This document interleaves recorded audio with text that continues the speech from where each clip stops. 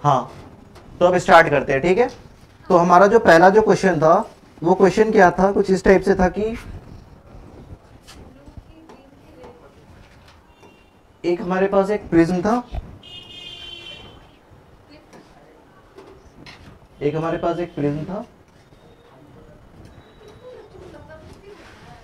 एक हमारे पास प्रिज्म था।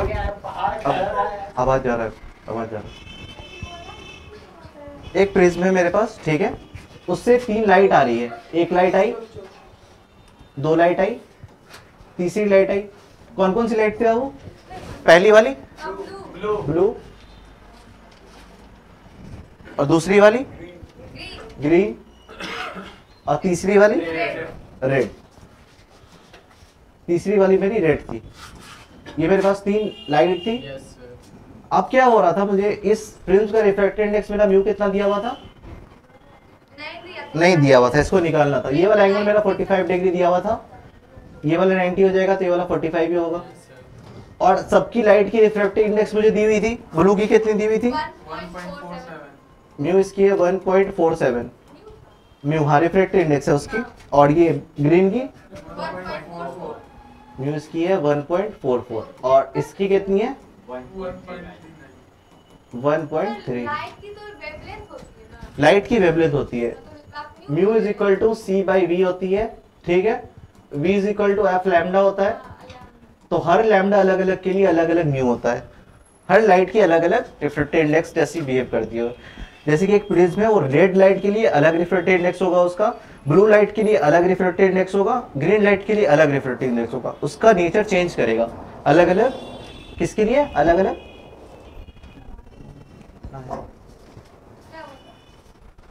टाइम दिखा रहा हूँ बस, हाँ ठीक है, टाइम देख रहा था, करेक्ट रिकॉर्डिंग हो रही है। तो इसकी म्यू मेरे पास ये दी हुई है। अब मुझे बोल रहा है कि कौन सा लाइट जो है इस प्रिज्म से बाहर निकल जाएगा, ठीक है। अच्छा, मान लो कि जो लाइट बाहर नहीं निकल पा रही है उसका क्या होगा? जो लाइट बाहर नहीं निकल रही है उसका क्या होगा? उसका टोटल इंटरनल रिफ्लेक्शन हो जाएगा। उसका टोटल इंटरनल रिफ्लेक्शन हो जाएगा। जिसका टोटल इंटरनल रिफ्लेक्शन हो जाएगा, अभी हमें पता नहीं है किसका टोटल इंटरनल रिफ्लेक्शन होगा, तो हम मान लेते हैं तीनों कलर में से तीनों का हो गया टोटल इंटरनल रिफ्लेक्शन, ठीक है। ठीक है, यहाँ पे मैंने एक नॉर्मल बनाया, नॉर्मल बना दिया। ये 45 तो ये 90, तो ये वाला एंगल 45, तो एंगल ऑफ इंसिडेंस 45 है क्या? ये वाला एंगल 45 होगा ना, दोनों 45 हो जाएगा। तो हम क्या लिखते हैं यहाँ पे, क्योंकि टोटल इंटरनल रिफ्लेक्शन हो रहा है तो angle of incidence must greater than critical angle, ठीक है। Sine i must greater than critical angle, sine c, ठीक है। साइन आई, ठीक है। साइन आई को क्या लिख सकते हो? साइन आई को क्या लिख सकते हो? Sine incidence greater than sine c क्या होगा? 1/1 म्यू। और साइन ऑफ इंसिडेंस क्या मेरा दिया हुआ है? क्या दिया हुआ है? 45 डिग्री है ना, तो इसको हम 45 डिग्री लिख सकते हैं। साइन इंसिडेंस 45, हाँ इंसिडेंट, क्योंकि हाँ अंदर वाली आई है ना, तो साइन 45 1/√2 1/म्यू। म्यू किसके बराबर आ गया? भी बड़ा है ना, ये बड़ा है ना, तो म्यू किसके बराबर आ गया? म्यू बड़ा होना चाहिए √2 के। √2 का वैल्यू क्या होता है? Mu is equal to greater than 1.414। जिसकी म्यू 1.41 से ज्यादा होगी उसका क्या हो जाएगा? टोटल इंटरनल रिफ्लेक्शन हो जाएगा। यहाँ पे मेरे पास 3 म्यू दिया हुआ है, ठीक है। एक 1.44 है जो किससे ज्यादा है? 1.414 से ज्यादा है, इसका क्या हो जाएगा? TIR हो जाएगा। ब्लू लाइट है, उसका क्या दिया हुआ है? म्यू 1.47 1.47 ज्यादा है क्या 1.414 से, तो उसका भी टोटल इंटरनल रिफ्लेक्शन हो जाएगा। म्यू हमें निकालना है कि इतने से छोटा होना चाहिए, उसका टोटल इंटरनल रिफ्लेक्शन नहीं होगा। 1.39 जो कि रेड की है, छोटा है, तो इसका TIR नहीं होगा, TIR नहीं होगा, ये बाहर इमर्ज कर जाएगी। समझ में आया ये वाला क्वेश्चन? कि एक बार और सब ऐसे करे? कौन सा रेड ही निकला था? रेड ही निकला था ना, तो बिल्कुल करेक्ट है, ठीक है। ये वाला क्वेश्चन हो गया, समझ में आया? समझ में आया? रिपीट कर दूं? समझ में आ गया? रिपीट कर दूं? सबको आ गया? तुम्हें आ गया? तुमको अब आ गया? हाँ इंसिडेंट रे हम हाँ। तो उस रे को ना मानेंगे जो बाहर से होते हुए आ रही है। नहीं, जो सरफेस पे आ रही है, उस सरफेस पे। अगर ये वाला जो सरफेस है, इस पे कोई लाइट अगर ऐसे इंसिडेंट हो रही है तो इस पे नॉर्मल गिराएंगे, इसका जो इंसिडेंस होगा उसको इंसिडेंट मान लेंगे उस सरफेस पे, ठीक है। और कुछ, इसलिए मैंने बोला था एंगल 45 भी दिया हुआ है, मैंने बाद में लिखवा दिया था 45 एंगल दिया हुआ है। दूसरा क्वेश्चन था 2012 वाला ना, हाँ बिल्कुल बोलना चाहिए ना। देखो ये मेरे पास एक राइट हाइपोटेन्यूज ट्रायंगल दी हुई थी, ठीक है, एक प्रिज्म है मान लो, ठीक है। इसका इसमें ना ये मेरा प्रिज्म है, इस पे मैंने 3 लाइट प्रोजेक्ट की है, एक ब्लू कलर की लाइट, एक ग्रीन कलर की लाइट और एक रेड कलर की लाइट। मैंने तीनों लाइट प्रोजेक्ट की है उसमें। ये मुझे क्या बोल रहा है, इस प्रिज्म से कौन सा लाइट बाहर निकल जाएगा। बाहर निकलने का मतलब क्या है कि लाइट अंदर गई और उसका टोटल इंटरनल रिफ्लेक्शन हो रहा था। जिसका टोटल इंटरनल रिफ्लेक्शन नहीं होगा, मतलब जो लाइट अंदर ही अंदर से नहीं घूम जाएगी, वो तो बाहर निकल जाएगी। तो हमें फाइंड करना था कि कौन सा लाइट जो होगा वो बाहर निकल जाएगा। हम म्यू का एक फॉर्मूला जानते हैं, mu is equal to C by V होता है, velocity is equal to F lambda होता है, फ्रीक्वेंसी इनटू वेवलेंथ। रेड का वेवलेंथ कुछ और होता है, ग्रीन का वेवलेंथ कुछ और होता है, हर लाइट की वेवलेंथ अलग अलग होती है, हर लाइट की वेवलेंथ अलग अलग होती है, तो उसके लिए म्यू भी अलग अलग बिहेव करेगा, है ना प्रिज्म। अब हमें क्या फाइंड करना था कि अब हम देखते हैं कि हम मान लेते हैं कि तीनों लाइट की क्या हो रही है, टोटल इंटरनल रिफ्लेक्शन हो रही है, ठीक है। तो हमने इधर एक नॉर्मल गिराया, ये वाला एंगल 45, ये 90, तो ये वाला ऑटोमेटिकली 45। ये रे नॉर्मली इंसिडेंट हो रही है तो ये 90 हो गया। ये वाला एंगल आया 45 डिग्री, एक नॉर्मल गिराया तो ये वाला 45, तो ये वाला भी 45। तो एंगल ऑफ इंसिडेंस बड़ा होना चाहिए क्रिटिकल एंगल से, तब जाके क्या होगा, टोटल इंटरनल रिफ्लेक्शन होगा। Sine i greater than sine c, ठीक है। साइन आई को क्या लिख सकते हैं, sine 45 degree greater than sine c का वैल्यू 1 बाई म्यू होता है। साइन 45 1 बाई √2 होता है, 1 बाई म्यू, तो म्यू का वैल्यू क्या आ गया, √2 से बड़ा। जिसका म्यू, जिस लाइट का म्यू √2 से बड़ा होगा, √2 से छोटा होगा, मतलब कि म्यू तो इसका इतना है, ठीक है, जिसका वेवलेंथ इससे छोटा होगा वो टोटल इंटरनल रिफ्लेक्शन नहीं करेगा, लेकिन जिसका म्यू इससे बड़ा हो वो उसका क्या हो जाएगा, टोटल इंटरनल रिफ्लेक्शन हो जाएगा। अब लाइट की 3 म्यू दी हुई थी, ब्लू की दी हुई थी 1.47, म्यू की ग्रीन की दी हुई थी 1.44 और रेड की दी हुई थी 1.39। क्या रेड की ये वाला जो प्रिज्म का जो रिफ्रैक्टिव इंडेक्स है क्या उससे बड़ा है, 1.47 1.414 बड़ा है ना, 1.47 ही है, 1.414 है, तो ये वाला बड़ा हो गया, तो ये लाइट क्या हो जाएगा, टोटल इंटरनल रिफ्लेक्शन हो जाएगा इसका। दूसरे वाले लाइट का 1.44 आया था, वो भी 1.414 से बड़ा है, वो भी अंदर टोटल इंटरनल रिफ्लेक्शन कर जाएगा। तीसरी वाली जो लाइट है जो म्यू है, जो उसकी क्या है 1.39 दी हुई है, क्या 1.39 1.414 से बड़ी है, नहीं है, तो वो क्या कर जाएगी, बाहर इमर्ज कर जाएगी, बस ऐसी ही है। समझ में आ गया। अब दूसरा नंबर क्वेश्चन ये था, दूसरा नंबर क्वेश्चन कर लिया था क्या, उसको कर लिया था। दूसरा नंबर क्वेश्चन ये था, क्वेश्चन लिखना पड़ेगा क्या फिर से, नहीं बस आप दूसरा मेरा क्वेश्चन ये था कि एक ट्राइंगल था, ऑप्शन क्या है बस ऑप्शन है इसका म्यू टाइम्स ऑफ ए, ठीक है, आ गया था। थिन प्रिज्म बोला था मेरे पास, थिन प्रिज्म में क्या कर रहे हैं, एक लाइट को इंसिडेंट कर रहे हैं प्रिज्म में, एक, हाँ इक्वली, मैंने इसलिए बताया था एंगल छोटे वाला एंगल वाला बताया था मैंने। ये एक थिन प्रिज्म है, इसका एंगल कुछ ए है, इसका एंगल कुछ ए है, इसका एंगल कुछ ए है। लाइट इंसिडेंट कर रही है कोई आई पे, कोई आई पे इंसिडेंट करा, लाइट क्या हो गई, दूसरे ऑपोजिट साइड से नॉर्मली रिफ्रैक्ट कर गई, ऐसे करके रिफ्रैक्ट कर गई, ठीक है। अब मुझे ये केस बताना है कि आई जो है किसके बराबर होगा, आई जो है वो किसके बराबर होगा। अब देखो लाइट जो है नॉर्मली रिफ्लेक्ट कर जा रही है, यहाँ पे लाइट क्या है नॉर्मली रिफ्लेक्ट कर जाएगी, तो मैंने ए का एंगल ऑफ प्रिज्म का एक फॉर्मूला बताया था क्या, R1 + R2 बताया था, A is equal to R1, R2 मेरा 0 के बराबर हो जाएगा क्योंकि लाइट यहाँ पे नॉर्मली रिफ्लेक्ट बाहर निकल रही है, तो R1 का वैल्यू मेरा आ गया A के बराबर, ठीक है। अब यहाँ पे क्या लगा दो, स्नेल्स लॉ लगा दो, mu sine I is equal to mu two sine R. ठीक है, mu sine I is equal to mu two sine R. बाहर का मीडियम एयर ही है तो म्यू क्या हो जाएगा, 1 के बराबर हो जाएगा। 1 sine I is equal to mu two, मेरे अंदर की रिफ्रैक्टिव इंडेक्स, अंदर की क्या दी हुई है, refractive index of prism mu दी हुई है, म्यू, और साइन आर मेरी कितनी है, साइन ए के बराबर। क्योंकि साइन थिन प्रिज्म है, क्योंकि ये एक थिन प्रिज्म है तो sine a nearly is equal to a हो जाएगा, sine a nearly is equal to a हो जाएगा। थिन प्रिज्म लिखा हुआ है assumed to be small on one surface of the prism of angle A assumed to be small, है ना, मैंने इसलिए उसको ब्रैकेट में करके लिखवाया था। मैंने बोला भी था अगर क्वेश्चन में अगर कोई भी छोटी से छोटी माइन्यूट डिटेल्स भी है तो उसको नेग्लेक्ट नहीं करना, उसको इग्नोर नहीं करना।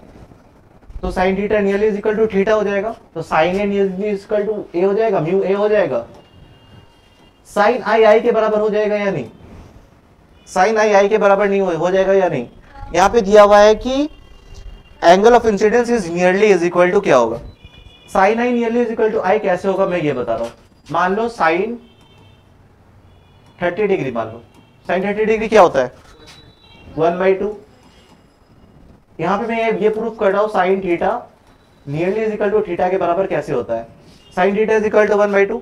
साइन 30 डिग्री को रेडियन के फॉर्मेट पे कैसे लिखोगे, pi by 6, pi by 6 equal to 1/2। Pi को क्या लिख सकते हो 22/7 या 3.14 by 6। 3.14 को nearly is equal two point के बाद के तो नियरली इसको 3 मान लो, 3.1 को 3 अगर मान लोगे तो 3 1 जा 3, 3 2 जा 6, तो 1/2 के बराबर आ गया। तो sine theta nearly is equal to theta हो गया। कितने इंसिडेंट तक ये वर्क करेंगे, 30 डिग्री इंसिडेंट तक ये वर्क करिए। तो यहाँ पे तो साइन आई का nearly is equal to i मान लेते हैं, is equal to mu times of a. और ये क्वेश्चन 2012 में भी पूछा गया है, और कब पूछा गया था 1989 में भी पूछा गया था। तो इसको ऐसे करके तो निगलेक्ट नहीं कर सकते कि ये रॉन्ग क्वेश्चन हो। अगर रॉन्ग क्वेश्चन होता तो ये एक बार ही पूछा जाता, 2 बार पूछा गया है तो ऐसा नहीं है कि इसको निगलेक्ट कर देना है। खत्म हो गया, 2 ही क्वेश्चन था, 2 ही क्वेश्चन था।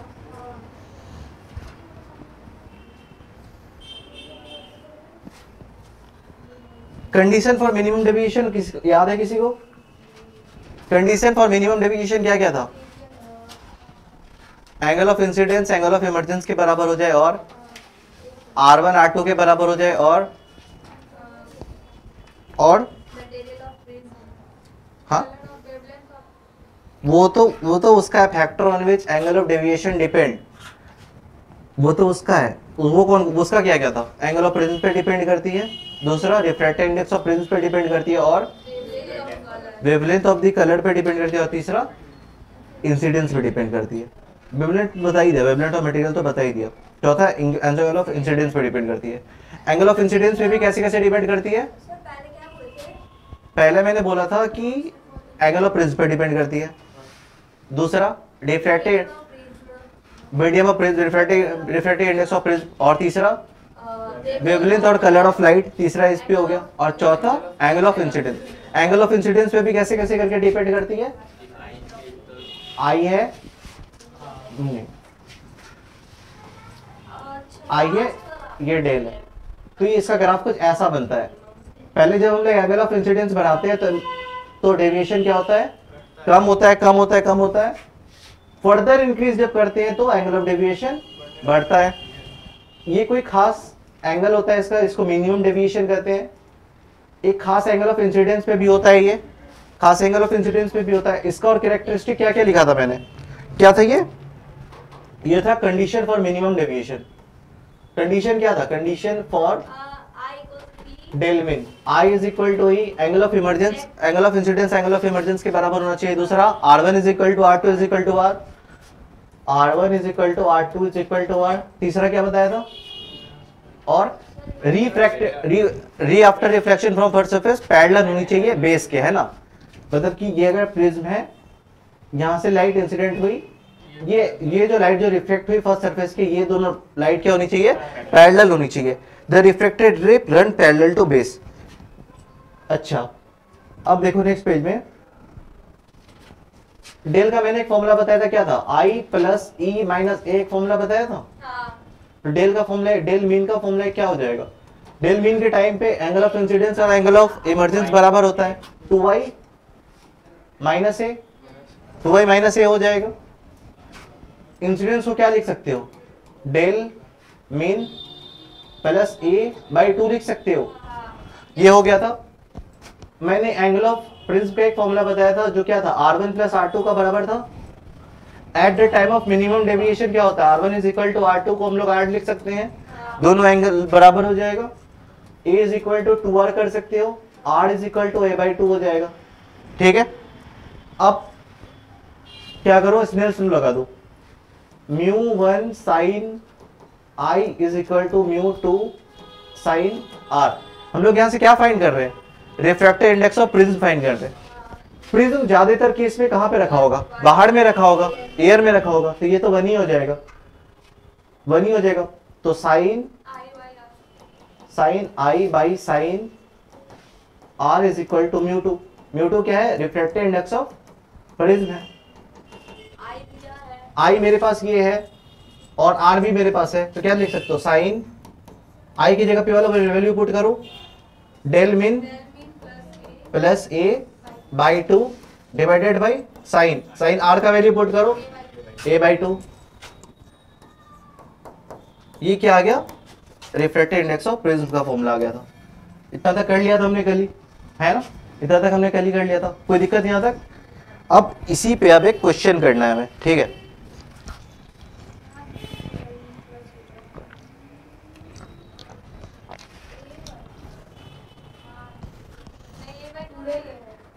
क्या हुआ,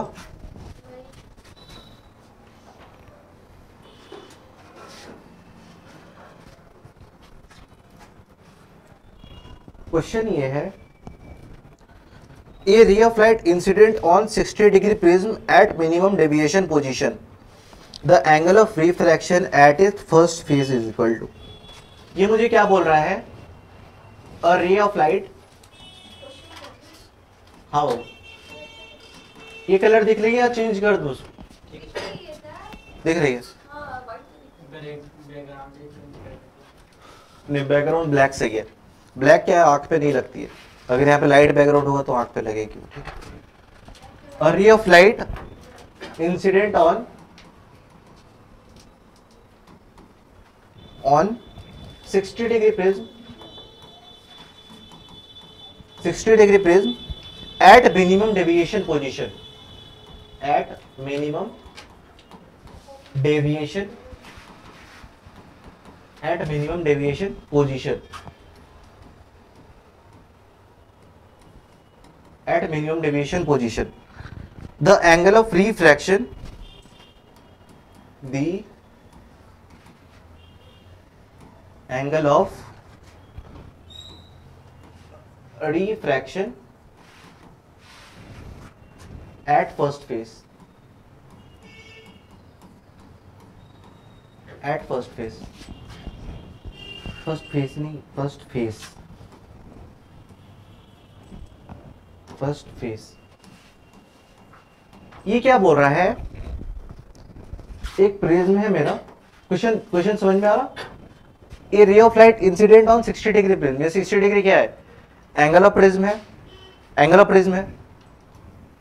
एक प्रिज्म बोल रहा है एक रे ऑफ लाइट जो है उसको कितने पे ये किया गया है, प्रोजेक्ट किया गया है, 60 डिग्री पे प्रोजेक्ट किया गया है। उस एंगल का, उस प्रिज्म का एंगल कितना है, 60 डिग्री है, ए दिया हुआ है, इस प्रिज्म का एंगल मेरे पास ए दिया हुआ है और ए किसके बराबर है, 60 डिग्री के बराबर है। ठीक है, इस पे एक रे ऑफ लाइट मिनिमम डेविएशन पे पोजीशन पे प्रोजेक्ट की गई है, प्रोजेक्ट मतलब कि एक मिनिमम डेविएशन, एक एंगल पे, एक मिनिमम एंगल पे प्रोजेक्ट की गई।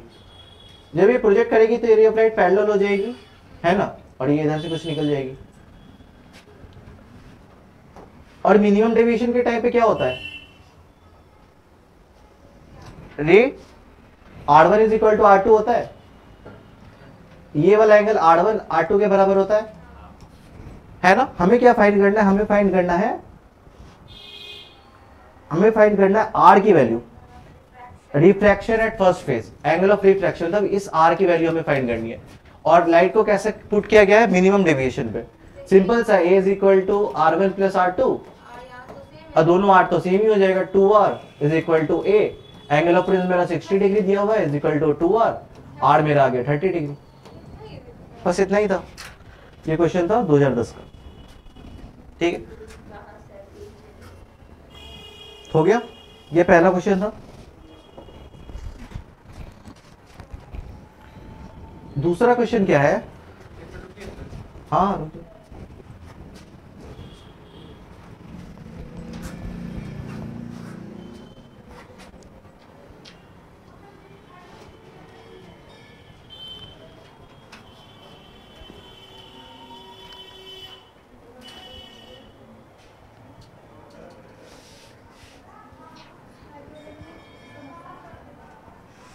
होगी, हो गया। अब देखो नेक्स्ट क्वेश्चन मेरा क्या है, नेक्स्ट क्वेश्चन है मेरा, इफ रिफ्रैक्टेड इंडेक्स ऑफ, ठंड लग रहा क्या, ठंड लग रहा, टेम्परेचर इंक्रीज करना ना, कर दो इंक्रीज।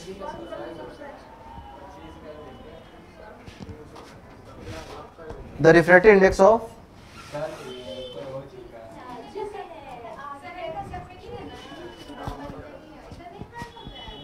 चलो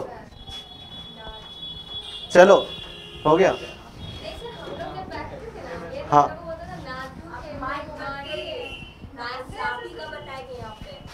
सब सुनेंगे यूट्यूब पे, सब सोचिए कि कैसे बंदर जैसे बच्चे हैं। सब जगह होता है यार, हम लोग भी ऐसे ही थे, हमारे टीचर्स भी ऐसे ही बोलते थे, होता है यार। The refracted index of material जो है वो मेरे पास दिया हुआ है, of equilateral prism, of equilateral prism is √3, then angle of minimum deviation of prism is, then angle of, the angle of minimum deviation, आवाज मत कर भाई, angle of minimum deviation of prism is। इस क्वेश्चन में मेरे पास क्या क्या दिया हुआ है देखो तो, इस क्वेश्चन में मेरे पास क्या, रिफ्रैक्टिव इंडेक्स दिया हुआ है, और हमें मिनिमम डेविएशन तो फाइंड ही करना है। क्यों, क्योंकि इक्विलैटरल प्रिज्म है, क्योंकि इक्विलैटरल प्रिज्म है इसलिए इसका एंगल क्या हो जाएगा, एंगल ऑफ प्रिज्म क्या होगा, 60 डिग्री होगा। और रिफ्रैक्टिव इंडेक्स वैल्यू कितनी दी हुई है, √3 दी हुई है। इतना क्या है, हमें फाइंड करना है, मिनिमम डेविएशन फाइंड करना है, डेल मीन फाइंड करना है, डेल मीन फाइंड करना है, del mean, minimum deviation find.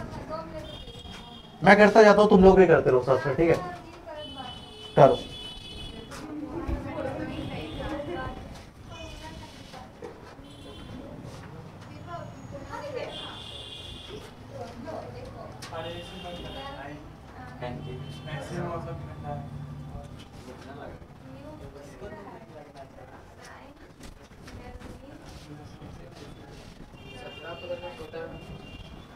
अच्छा क्वेश्चन ये बताओ, जवाब दो। एक इंसान जो है, जो काला है, जो जेट ब्लैक जो होती है ना, जो अफ्रीकन कलर जो होती है वो है, और एक गोरा इंसान है, किस इंसान को ज्यादा ठंडा लगेगा और ज्यादा गर्म भी लगेगा? गोरे वाले को ज्यादा ठंडा लगेगा, क्या लगेगा? हाँ बताओ।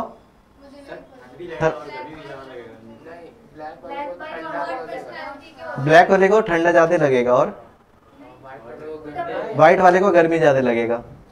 हम लोग 11th में कॉन्सेप्ट पढ़ते हैं जो कि होता है black body. The body emit radiation at all temperature, और जिस बॉडी जितना टेम्परेचर इमिट करता है उतना एब्जॉर्ब भी करता है। ब्लैक क्या करता है? एब्जॉर्ब भी करता है।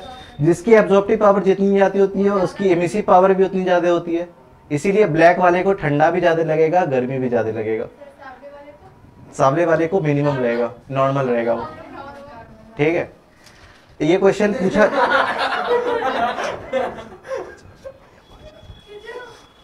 तो ब्लैक वाले को क्या होगा, दोनों चीज रहेगा। तो ये क्वेश्चन जो था ये भी पूछा गया था, ठीक है। ये मैंने एसी आ गया ना, ठंडा गर्म आ गया तो इसलिए मैंने बोल कर दिया। हो गया क्वेश्चन, इतना टाइम तो दे दिया, चलो मैं कर रहा। म्यू का फॉर्मूला क्या मैंने बताया था, mu is equal to sine del mean plus A by two divided by sine A by two. Mu का वैल्यू मेरा क्या है, √3 है, √3 है is equal to sine del mean हमें फाइंड ही करना है प्लस ए बाई ए की जगह पे हम क्या पुट कर दे, 60 डिग्री पुट कर दे, ए की जगह पे 60 डिग्री पुट कर दे, 60 पुट करेंगे ना, 60 by two divided by sign 60 by to हो जाएगा। साइन 60 बाई टू क्या होगा, तो इसको नेक्स्ट पेज पे करते हैं। √3 मेरा इधर था, यहाँ पे था sine del mean plus 60 by two divided by sine 30।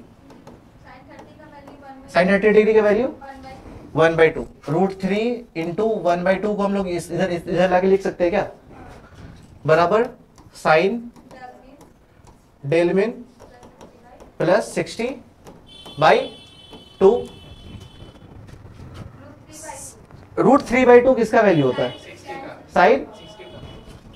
तो 60 degree is equal to del mean plus 60 by two हम लोग लिख सकते हैं क्या, साइन से कट जाएगा ना। ये थीटा का वैल्यू किसके बराबर है, ये थीटा इज इक्वल टू ये थीटा होगा, साइन हटा दिया, हटा ही दिया, तो ये 60 डिग्री इसके बराबर हो जाएगा। तो 120 is equal to del mean plus 60 उधर जाएगा, कितना हो जाएगा, del mean is equal to 60।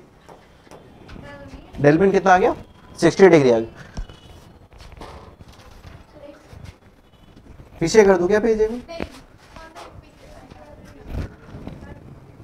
लो यहां तक ही लिख, उसके बाद नेक्स्ट पेज में तो है ही।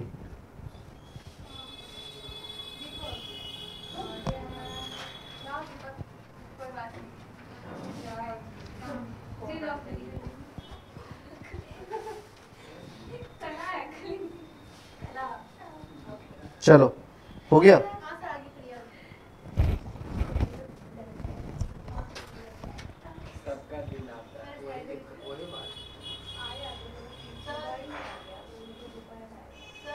हाँ वो साइड हो, कुछ तो है भी नहीं।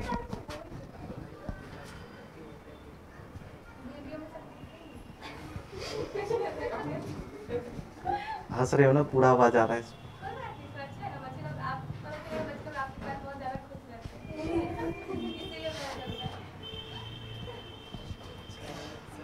हाँ ये अच्छा चीज है, और फिर मैं भूल ही जाता हूँ माइक ऑन करना, और फिर वीडियो में रिकॉर्डिंग आती ही नहीं है। चलो हो गया, करूँ अब आगे बढ़ जाओ। कैलकुलेशन है, कर लो बाबू किससे। अब देखो नेक्स्ट मेरा क्वेश्चन क्या है,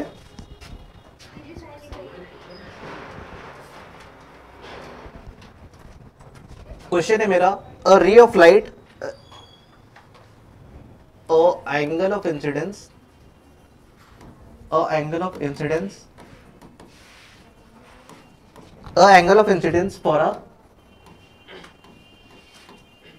a ray of light, the angle of incidence for a ray of light at refracting surface of a prism, at a refracting surface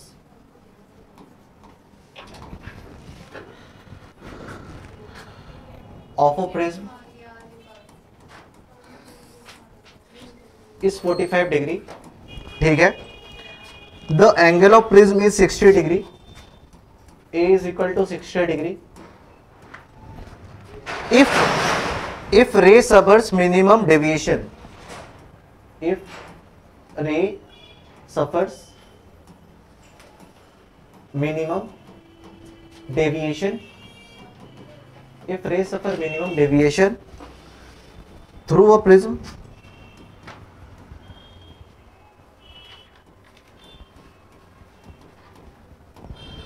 through a prism the angle of minimum deviation, Del mu. हाँ the angle of minimum deviation and refractive index of material R, and refractive index of material of prism R, prism R। हमें दो चीज यहाँ पे find करना है, हमें डेलमिन भी फाइंड करना है और क्या फाइंड करना है, रिफ्रैक्टिव इंडेक्स भी फाइंड करना है। दोनों का रिलेशन निकलेगा, दोनों निकलेगा अलग। दोनों निकलेगा अलग अलग। करूँ मैं ही कर देता हूँ, ठीक है। देखो तो एंगल ऑफ इंसिडेंस ये मेरा एक प्रिज्म है, ये मेरा एक प्रिज्म है, आई दिया हुआ है, ए भी दिया हुआ है, ए कितना है मेरा 60 डिग्री दिया हुआ है, और आई मेरा कितना दिया हुआ है 45 45 डिग्री दिया हुआ है। निकालना हमको del mu ना। एंगल मेरा 45 डिग्री दिया हुआ है। मिनिमम डेविएशन के टाइम पे होता क्या क्या है, पहले ये बताओ। Angle of incidence angle of emergence के बराबर तो हो जाता है ना, ये दो चीज बराबर हो जाता है, और R1 is equal to R2 के बराबर हो जाता है, और पैरेलल होता है, R1 is equal to R2 हो जाता है, बराबर R के बराबर हो जाता है ना। तो A का वैल्यू क्या होता है, R/2 होता है, R is equal to A/2 होता है ना, R इज इक्वल टू क्या हो जाता है, A/2 हो जाता है, क्योंकि A is equal to R1 plus R2 होता है। Angle of incidence angle of emergence के बराबर होता है, R1 R2 के बराबर होता है, और रिफ्रैक्टेड रे क्या होती है, सरफेस बेस के पैरेलल होती है। ये दो चीज मेरे पास आ गया। एंगल ऑफ इंसिडेंस मेरे पास दिया हुआ है, एंगल ऑफ इंसिडेंस मेरे पास दिया हुआ है, ये मेरे पास दिया हुआ है। डेलमिन का मेरा फॉर्मूला क्या होता है, del mu का फॉर्मूला हाँ 2i माइनस ए, या अगर तुमको ये वाला फॉर्मूला नहीं है, तुमको अगर डेल का भी फॉर्मूला क्या पता है, i प्लस ई माइनस ए भी अगर तुमको पता है, तो तुम्हें पता है कि i और e क्या होता है, बराबर होता है ना, दोनों बराबर होता है। तो या उसको दोनों को इस फॉर्मूला को याद रखो या उसको फॉर्मूला को याद रखो, बताओ। हेलो बोलो, क्या कुछ बोल रहे नहीं, तो 2i minus A, two angle of incidence मेरा कितना है वो 45, 30 डिग्री, हाँ 30 डिग्री है, हाँ, माइनस ए मेरा कितना है 60 60, कितना हो जाएगा 90, 60 कितना हो जाएगा 30 डिग्री। आप तो बस डेलमिन मेरा निकल गया।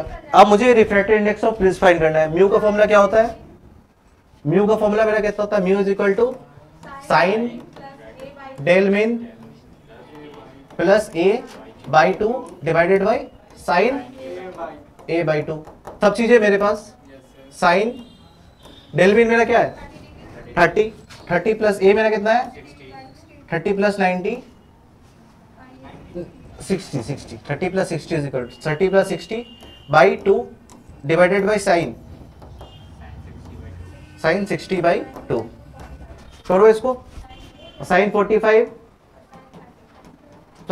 बाई साइन 30 कितना हो जाएगा 1/√2, और ये कितना हो जाएगा 1/2, √2 आंसर 1/2 कितना हो जाएगा √2 आ जाएगा। रिफ्रैक्टिव इंडेक्स ऑफ प्रिज्म मेरी आ गई √2, और एंगल ऑफ डेविएशन मेरा कितना आ गया 30 डिग्री। आसान था क्वेश्चन।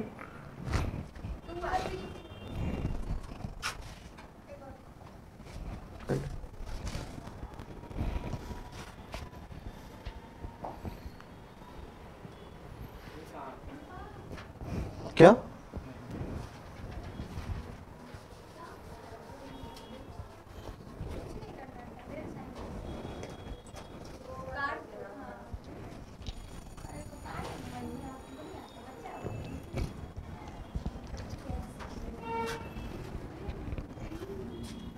हो गया, हो गया, देखो इसको, हो गया वो।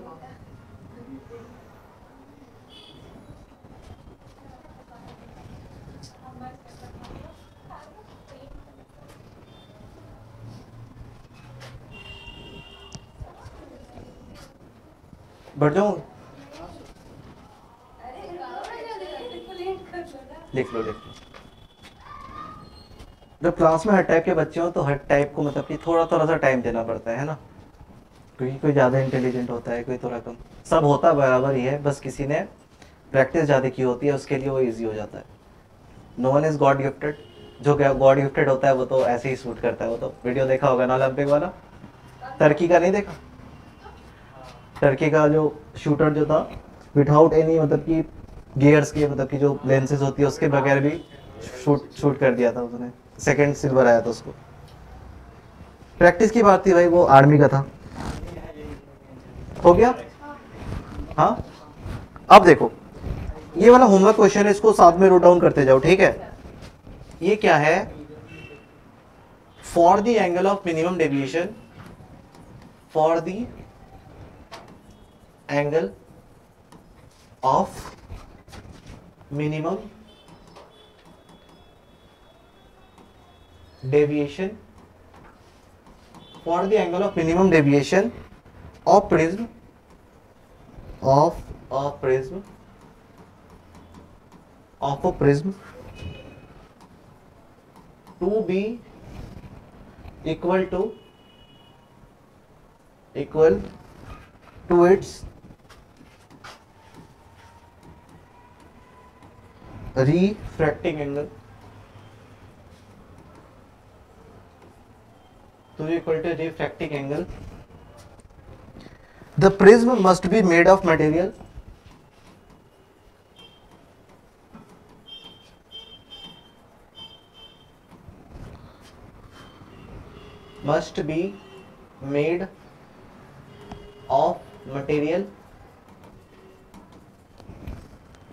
whose refractive